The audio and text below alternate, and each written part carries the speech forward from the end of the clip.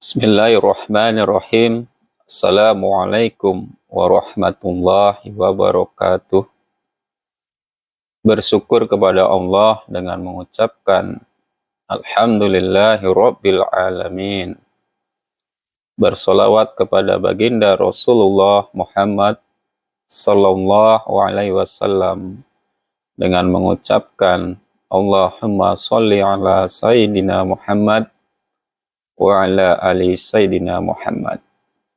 Pada video kali ini Bapak akan menyampaikan tentang ketentuan sholat fardu 5 waktu, terutama untuk peserta didik Bapak kelas 71 dan kelas 72 yang hari ini akan membahas materi tentang ketentuan sholat fardu 5 waktu.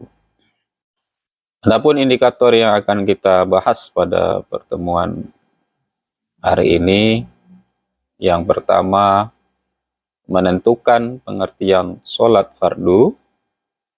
Indikator yang kedua menentukan macam-macam sholat fardu.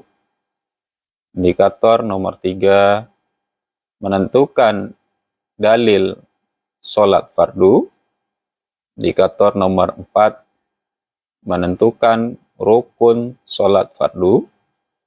Indikator nomor 5 menentukan syarat sah dan syarat wajib sholat fardu. Indikator nomor 6 menentukan perbuatan sunnah dalam sholat fardu. Indikator nomor 7 menentukan bacaan niat sholat fardu.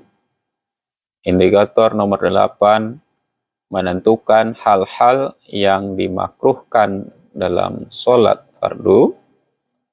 Indikator nomor 9 menentukan hal-hal yang membatalkan sholat fardu. Dan indikator nomor 10 menentukan hikmah sholat fardu. Sholat secara bahasa adalah doa, memohon kebajikan dan memohon pujian.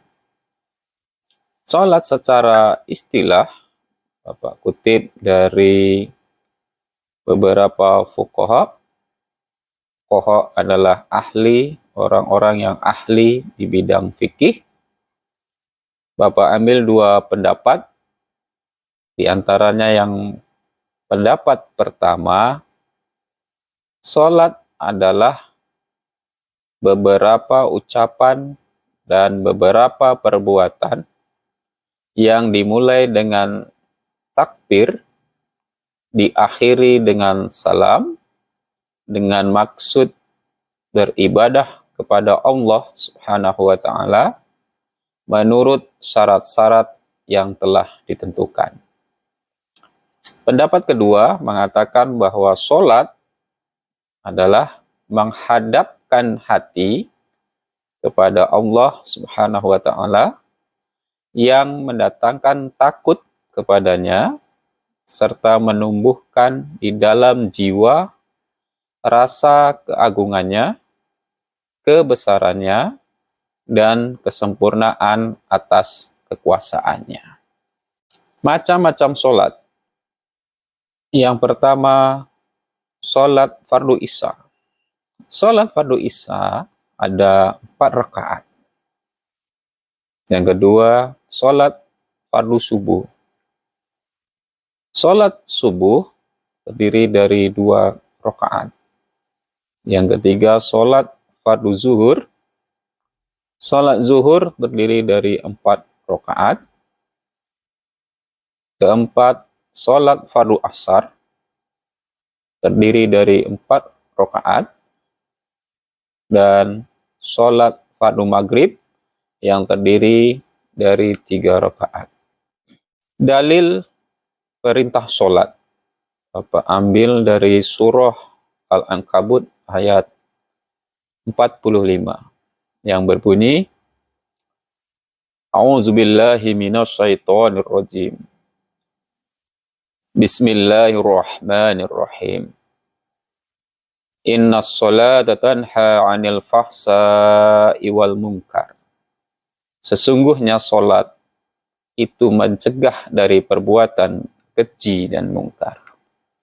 Hadis perintah tentang solat diantaranya berbunyi, A'udzubillahi minasyaitonir rajim.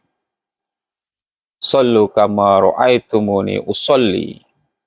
Solatlah kalian sebagaimana kalian melihatku solat. Syarat wajib solat. Yang pertama, Islam. Orang yang selain beragama Islam, maka tidak diwajibkan untuk mengerjakan sholat. Syarat wajib yang kedua adalah bahlik. Tidak wajib bagi anak-anak kecil untuk melakukan sholat. Namun, apabila anak kecil melakukan sholat, maka sholatnya dianggap sah. Syarat wajib yang ketiga, berakal. Tidak wajib bagi orang gila, orang yang sudah lupa ingatan, dan orang pikun, lupa atas dirinya sendiri. Syarat wajib yang keempat adalah melihat dan mendengar. Tidak buta dan tidak tuli sejak lahir.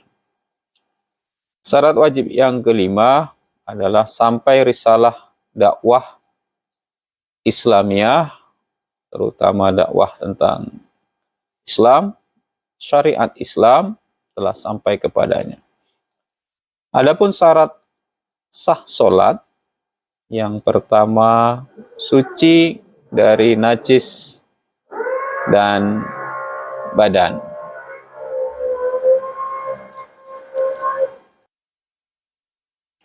Syarat sah solat, satu, suci dari najis. Dua, suci dari hadas kecil dan hadas besar. Tiga, menutup aurat. Empat, telah masuk waktu sholat.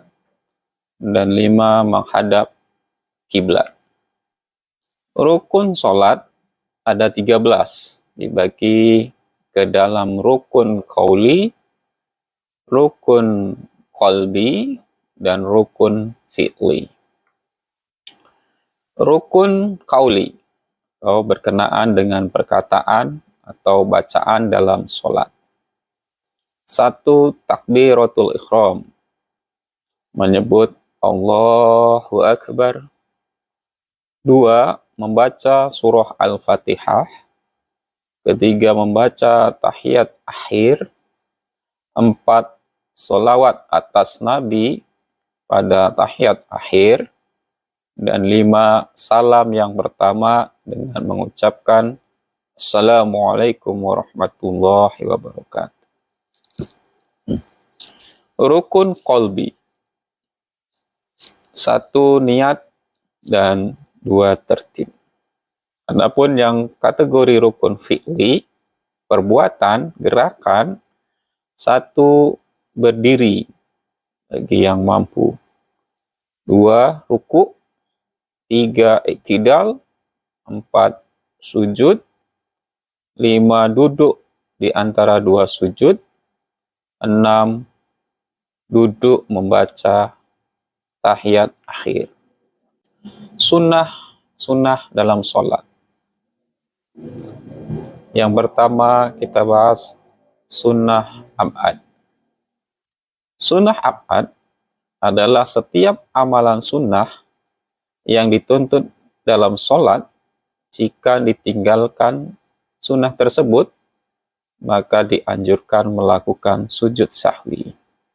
Adapun yang termasuk sunnah ab'ad, diantaranya duduk tahiyat awal, membaca tahiyat awal, sholawat ke atas Nabi Muhammad SAW dalam tahiyat awal,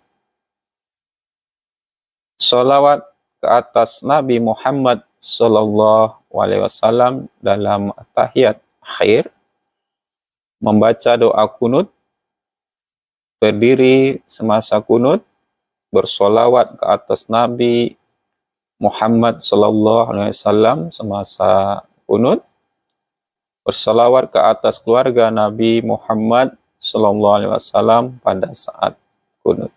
Adapun yang termasuk sunnah hayat, itu sunnah yang apabila amalan sunnah tersebut ditinggal, maka tidak dianjurkan untuk melakukan sujud sahwi. Sunnah atau amalan yang termasuk sunnah hayat. 1. Mengangkat kedua tangan ketika takbiratul ihram, ruku, iktidal, dan bangun selepas tahiyat awal. Meletakkan tangan kanan ke atas tangan kiri ketika berdiri, melihat ke tempat sujud, membaca doa iftitah, membaca isti'azah, membaca amin setelah Al-Fatihah, menyaringkan bacaan surah Al-Fatihah dan surah lainnya yang pendek setelah membaca surah Al-Fatihah pada rakaat kedua, pertama, dan kedua, serta perlahan bacaan ketika sholat zuhur dan asar. Hal-hal yang dimakruhkan dalam sholat. 1. Mengarahkan pandangan ke atas. 2. Meletakkan tangan di pinggang. 3. Menoleh atau melirik terkecuali apabila diperlukan. 4. Melakukan pekerjaan yang sia-sia seperti serta segala hal yang membuat orang kehilangan kekhusyuan sholat. Sholat di hadapan makanan, sholat sambil menahan buang air kecil atau buang air besar, atau berbagai hal yang mengganggu ketenangan dalam sholat. Sholat ketika sudah terlalu ngantuk. Maka semua perbuatan ini termasuk hal-hal yang dimakruhkan dalam sholat. Adapun hal-hal yang membatalkan sholat. 1. Hilang ingatan. 2. Buang angin dari dubur. 3. Buang air kecil. 4. Minum dengan sengaja. 5. Makan. 6. Terkena najis. 7. Haid atau nifas. Niat sholat fardu. Kita mulai dari niat sholat subuh. Bacaan niat sholat subuh diantaranya usolli fardhu subhi raq'ataini mustaqbilal qiblati adaan lillahi ta'ala. Aku niat melakukan sholat fardu subuh 2 rakaat menghadap kiblat karena Allah Ta'ala. Bacaan niat sholat zuhur diantaranya usolli fardhu zuhri arba'a raq'atin mustaqbilal qiblati adaan lillahi ta'ala. Aku niat melakukan sholat fardu zuhur 4 rakaat menghadap kiblat karena Allah Ta'ala. Niat sholat asar diantaranya usolli fardhu asri arba'a raq'atin mustaqbilal qiblati adaan lillahi ta'ala. Aku niat melakukan sholat fardu asar 4 rakaat menghadap kiblat karena Allah Ta'ala. Niat sholat maghrib. Usolli fardhu maghribi salasa raq'atin mustaqbilal qiblati adaan lillahi ta'ala. Aku niat melakukan sholat fardu maghrib 3 rakaat menghadap kiblat karena Allah Ta'ala. Niat sholat isya.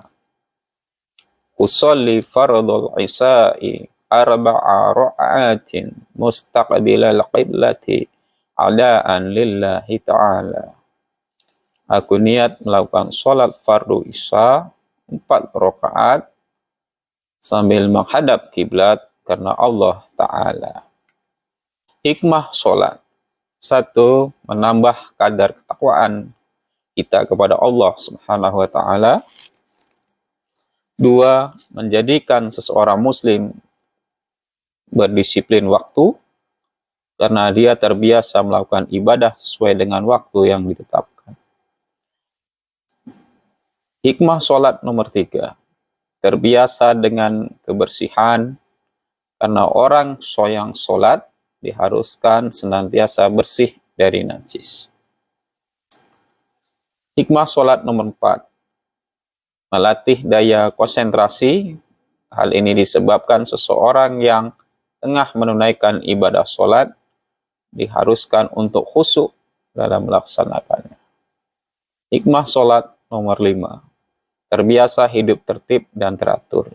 Sebab seorang yang sholat harus menunaikan berbagai rukun sholat secara tertib. Demikianlah pemaparan Bapak tentang sholat fardu 5 waktu. Mudah-mudahan siswa-siswi Bapak, terutama kelas 71 dan kelas 72, bisa memahami dengan sebaik mungkin. Bapak tutup. Assalamualaikum warahmatullahi wabarakatuh.